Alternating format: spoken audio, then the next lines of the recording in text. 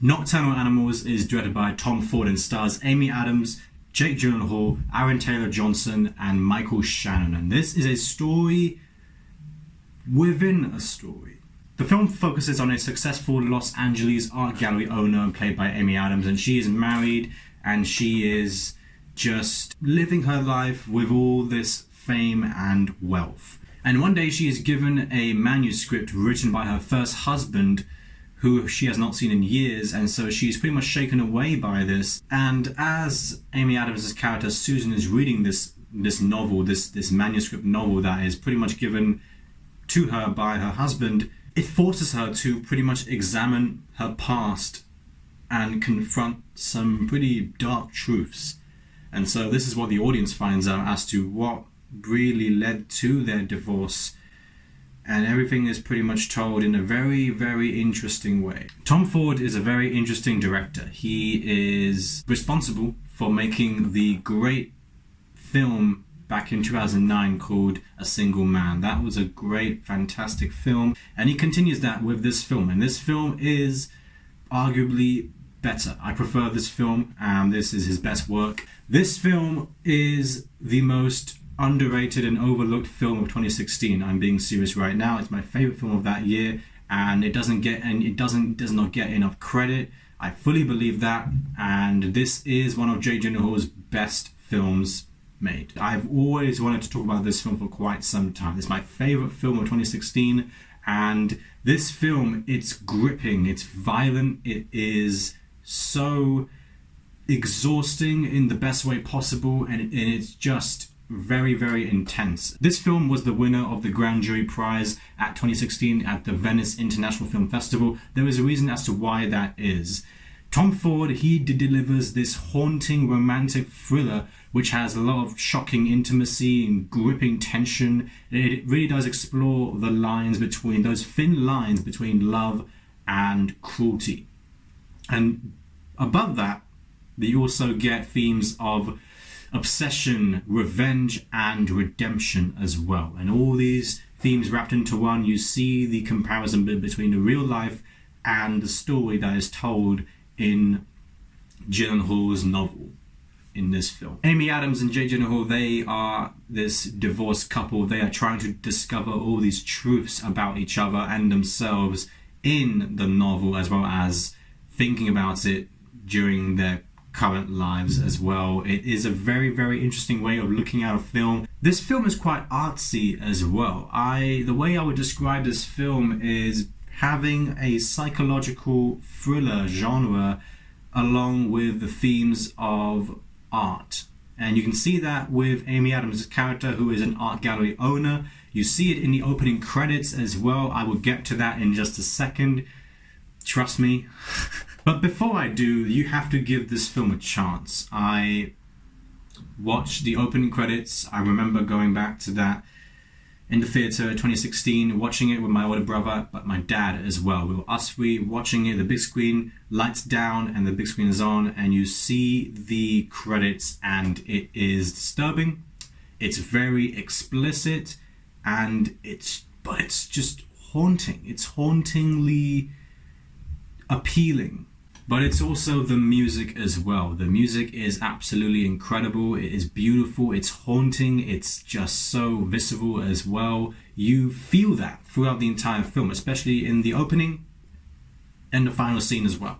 The music was by Abel. I cannot pronounce the last name at all. It's all here for you guys. This film is so interesting that it's actually based on the novel written by Austin Wright, which is called Tony and Susan. The film is nothing short of being mesmerizing. It really just sinks you into both stories, the reality and the novel as well, in both those elements in the film. It can be confusing at sometimes, but once you are really there, once you are engaging with the characters, both of the narratives, you will pretty much crack all the codes as to what the story is trying to tell you. I think it just delivers in every single scenario, every single way. The style of it is so impactful. Amy Adams does a great job as being the main person to focus on in this film. Some people would agree with that. I personally would not agree with that. She is definitely the person who is reading the novel. Obviously, she is the person who we are first introduced to, but the person to really focus on in this film is Jake Gyllenhaal. Jake Gyllenhaal is obviously introduced later on. He is first introduced as the actor is appearing in the novel story first, but then you compare that with reality as to what Amy Adams is thinking while reading the story, you pretty much see exactly what he is going through, exactly what he went through in order to write the novel, and that's what's most important, and how Amy Adams' character comes into play. This film is extremely well acted, and it's lovely to look at as well. Jake Gyllenhaal knocks it out of the park once again. He is good in every single film that he does, no matter if the film is good or not. His performance is always going to be top notch, and he does it once again in this one. He has been in some incredible films, Prisoners, Nightcrawler, and now we have Nocturnal Animals, and it's going to keep on going more and more and more. I still have yet to review Prisoners. I want to make a whole video essay analysis video on Prisoners. I want to give it a shot because I love that film. But Nocturnal Animals I'm thinking of as well. There are so many things to pick out in this film. The shots are just incredible. They are so in your face. They're so beautiful to look at. The film further underscores the writer and director Tom Ford's incredible talent. His distinctive narrative and visual skill as a filmmaker really does come alive in this film, and I hope he does that more and more when he makes more films in the future. It really is a tale that bluntly is told, and that arouses that intensity and the emotion, and then it leaves you pretty much haunted and just heartbroken as well. The film is gripping, it's compelling, and it has a creative way of telling that through the eyes of two former lovers. The film has that riveting artistic achievement that you can see with the cinematography, the colors, the lighting, the sound, and the editing of the film as well. With many films that are superhero based, action packed, erupting from Hollywood, you need to remember that there are films like this that definitely and certainly have and require this welcome change, and we need to embrace this because there are films like this, Nice Guys as well, Arrival, that people just don't really look at too much, and in that year, especially in 2016, these films have been definitely overlooked, and Nocturnal Animals once again was overlooked, and it's a shame. It really is torture. It's emotional torture fully broken down into elements that are going to be reconstructed in a tale of revenge. This is a revenge story in some sort of way. You want to have redemption in there as well, but it's a psychological aspect of it that is an emotional battle between the two lovers and how they deal with the after effects of what happened. I'm not going to get into anything. That will be for a spoiler video very much in the future. Yes, I love you. But when you love someone, you work it out. You don't just throw it away. You have to be careful with it. You might never get it again. There are many films that would try to have 3 stories in one film. Many films, and the way they want to link to one another. This film, it is very difficult to achieve that, but they did it. They actually knocked it out of the park with this one. It's not perfect. It is a very, very near perfect film, of way of interpreting all this. It's a great way to use flashbacks that are joined at the hip with a novel that the main character is reading, but the way that a painting at her gallery with the word revenge on it can foreshadow so many things about the main narrative and what it's really about, it requires a lot of interesting and creative thought that Tom Ford definitely clearly had, while also establishing and adapting it into a film from the novel. It is a great way of looking and pretty much analyzing this whole story. It packs a punch. It really, we like these transitions back and forth between urban characters, but in the end, it's all really about the two kinds of violence: the emotional violence that one can bring in pretty much breaking someone's heart, and physical violence as well. And the way they are explored in this film, not only is it a great way of delivering this sort of style and a very, very creative way of looking at a film, but it's also entertaining too. It has some great acting, the dual storylines between one another. It offers some really interesting and devastating plot twists and turns and everything. But in the end, Nocturnal Animals is a heavy, engaging drama that is equally parts that are absorbing but yet quite uncomfortable to watch. And you see that in the first scene especially. You know exactly what you're getting yourself into, and it's just not for those with a weak stomach. You have to really absorb that and take everything in. And trust me, the first scene in which they are being told in the novel narrative, it's gut-wrenching. It is heart-pounding, and it will leave you with just suspense and awe.